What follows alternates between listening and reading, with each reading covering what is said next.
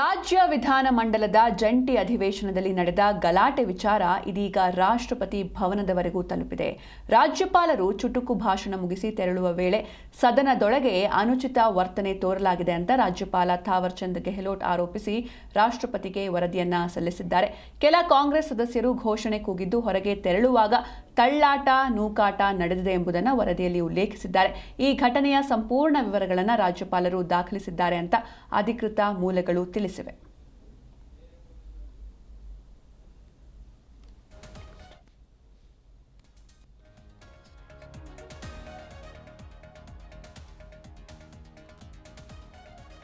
ಇನ್ನು ರಾಜ್ಯ ವಿಧಾನಮಂಡಲದ ಜಂಟಿ ಅಧಿವೇಶನದಲ್ಲಿ ಒಂದು ದೊಡ್ಡ ಹೈಡ್ರಾಮವೇ ನಡೆಯುತ್ತೆ. ರಾಜ್ಯಪಾಲರು ಬರ್ತಾರೆ, ಸರ್ಕಾರ ನೀಡಿದಂತಹ ಭಾಷಣವನ್ನ ಅವರು ಓದೋದಿಲ್ಲ, ಬದಲಿಗೆ 64 ಸೆಕೆಂಡ್ಗಳಲ್ಲಿ ಒಂದು ಚುಟುಕು ಭಾಷಣವನ್ನ ಓದಿ ಮುಗಿಸಿ ಅಲ್ಲಿಂದ ಹೊರಡ್ತಾರೆ.